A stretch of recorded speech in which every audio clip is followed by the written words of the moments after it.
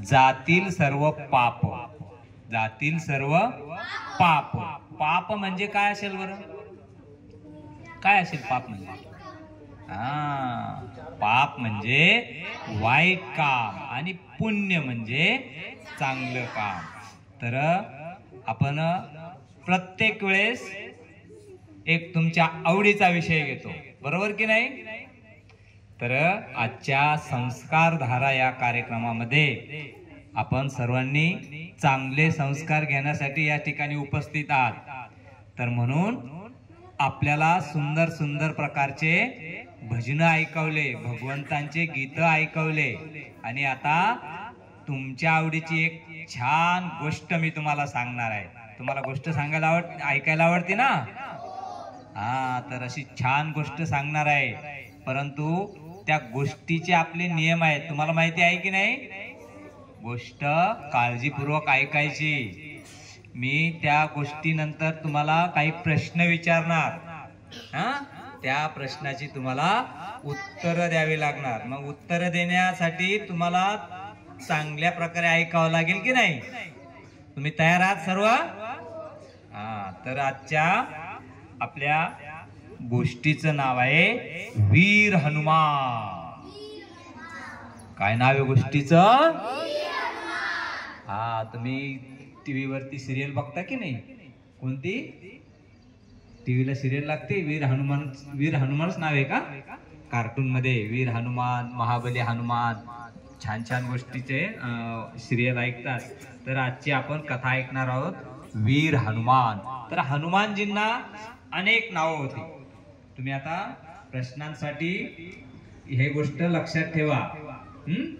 हनुमानजींना अनेक नाव होती. त्यामध्ये होतं केसरी नंदन, महाबली, सीमांश, पवनपुत्र, नंतर हनुमान, महाबली. हे हनुमानजींना अनेक नाव होते. तर हनुमानजींच्या वडिलांचं नाव होतं केसरी आणि आईचं नाव होतं अंजना. लगेच पाठ करून ठेवताय, तुम्हाला माहिती याच्यावरच प्रश्न येणार आहे. हुशार आहात तुम्ही, तुम्ही हुशार आहात म्हणूनच तुम्हाला या ठिकाणी संस्कारधारा कार्यक्रमामध्ये बोलवतात. आणि तुम्ही हुशार असून नशीबवान आहात की तुम्हाला असे छान छान कथा ऐकायला भेटतात, गीत ऐकायला भेटतात, भगवंताविषयी चांगलं ज्ञान भेटतं. तर हनुमानजींच्या आई वडिलांचे नाव सांगितले, त्यांची नावं सांगितली. तुम्हाला किती नाव होते? तर हनुमानजी हे भगवान श्री रामचंद्रांचे एक शुद्ध भक्त होते आणि इतकी भक्ती करायचे हनुमानजी की त्यांच्यासारखा भक्त आतापर्यंत पुराणामध्ये, सर्व शास्त्रामध्ये सर्वात श्रेष्ठ असे भक्त हनुमानजींना म्हटलं जातं. कारण हनुमानजींना संपूर्ण आयुष्य भगवान श्री रामचंद्रांच्या भजनासाठी आणि प्रभू रामचंद्रांच्या सेवेसाठी अर्पण केलंय. तर अशीच एक त्यांच्या जीवनातला प्रसंग तुम्हाला मी सांगणार आहे. आणि तो प्रसंग आहे ज्यावेळेस प्रभू रामचंद्रांचं आणि रावणाचं युद्ध चालू होतं. माता सीताला सोडवण्यासाठी लंकेमध्ये ज्यावेळेस प्रभू रामचंद्र आणि रावणाचं युद्ध चालू होतं, त्यावेळेस युद्धाच्या एका प्रसंगी रावणाचा पुत्र इंद्रजित हा युद्ध क्षेत्रामध्ये आला. आणि हा इंद्रजित फार कपटी होता. त्याच्याकडे सर्व प्रकारच्या शस्त्रविद्या होती, अस्त्रविद्या होती आणि तो मायावी सुद्धा होता. तर या इंद्रजितनं काय केलं? सर्व वानर सेनेवरती वेगवेगळे प्रकारचे अस्त्र सोडून आणि सर्वांना बेशुद्ध केलं, काहींना मूर्छित केलं, काहींना मारूनही टाकलं. कोणी? इंद्रजितनं. आणि त्यांनी एक अशा प्रकारचं शस्त्र चालवलं की त्या शस्त्राने प्रत्यक्ष लक्ष्मणजी सुद्धा बेशुद्ध झाले.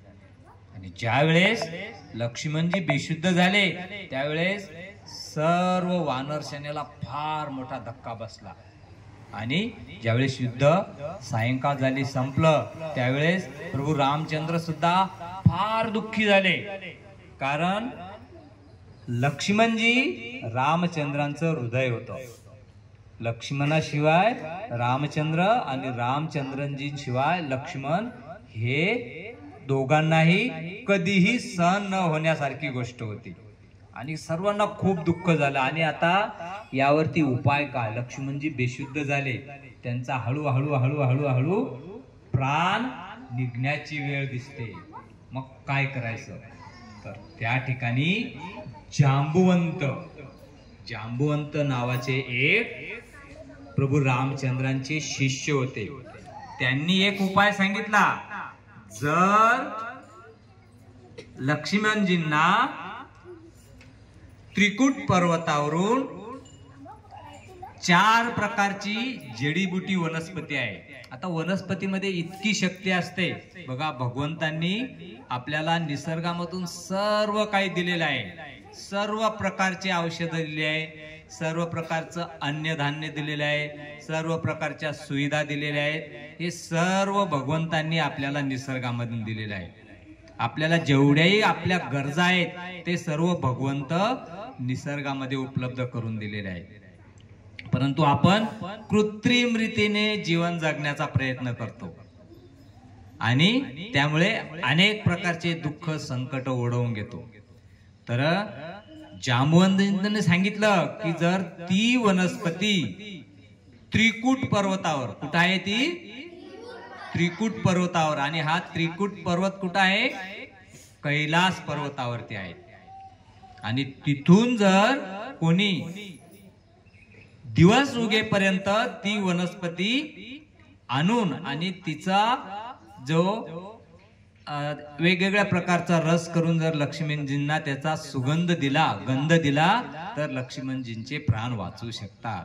आता त्रिकुट पर्वत आणि कैलास पर्वत इथून खूप अंतरावर होते लंकेपासून. हे युद्ध कुठं चालू होतं? लंकेला. आणि तिथून जायचं कैलास पर्वतावर, तिथून ती वनस्पती आणायची. आणि ती आणण्यासाठी एकमेव त्यांच्यामध्ये होते. कोण होते? हनुमानजी. परंतु हनुमानजींना सुद्धा त्यांच्या शक्तीचा थोडासा विसर पडलेला होता.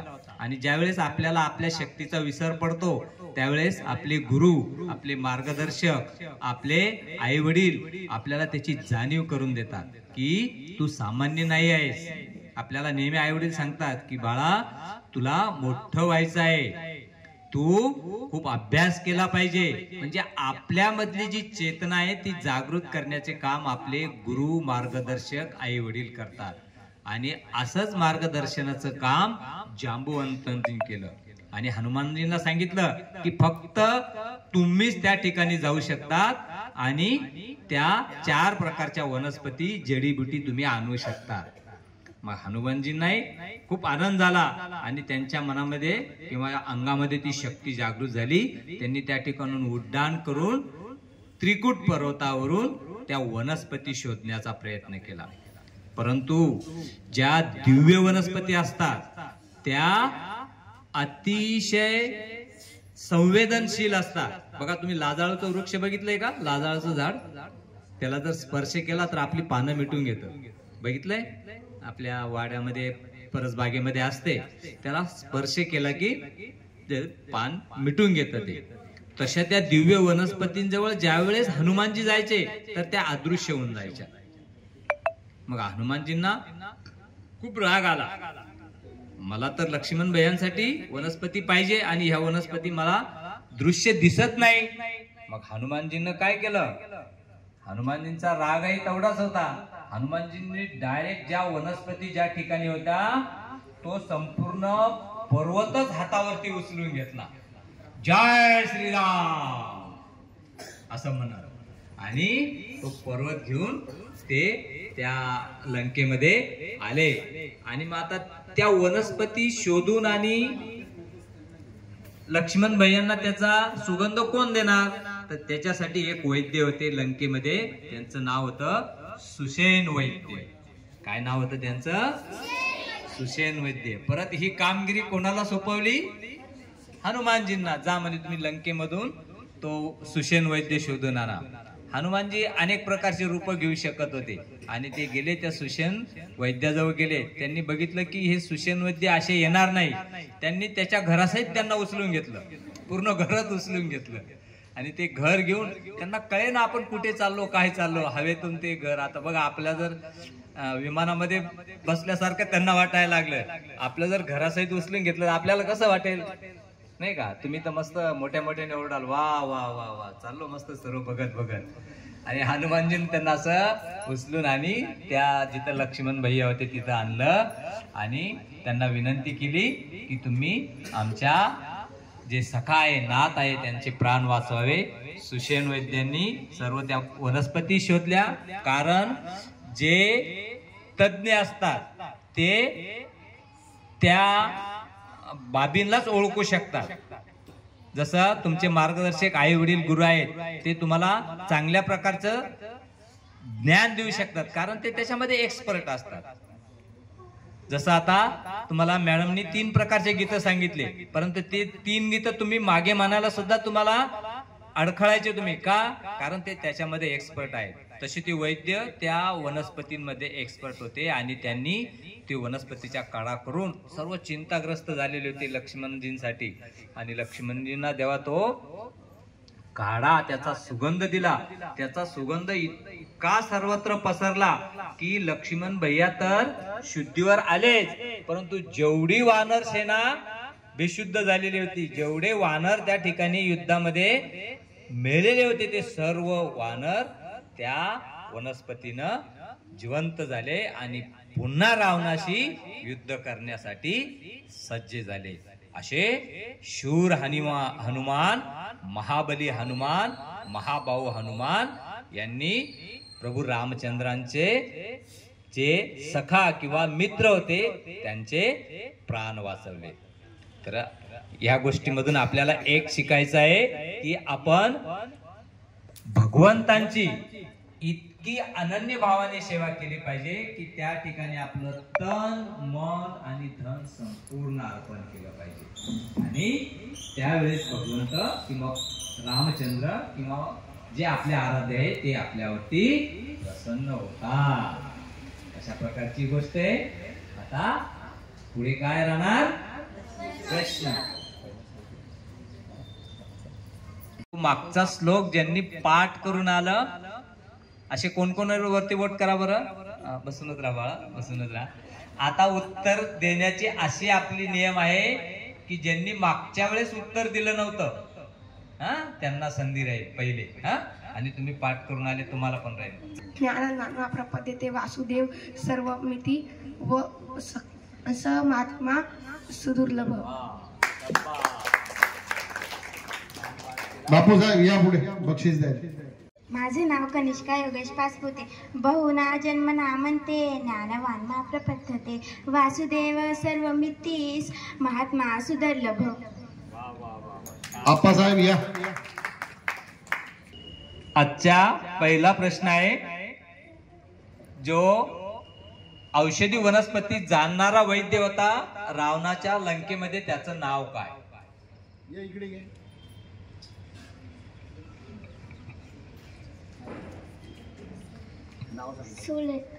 माझं नाव आराध्या योगेश मालके. सुलेशम.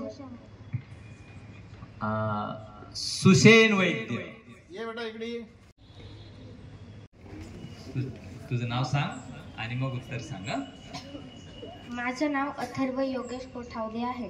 अथर्व नाव सांगतोय हनुमानांच्या 3 नावांची. सांग.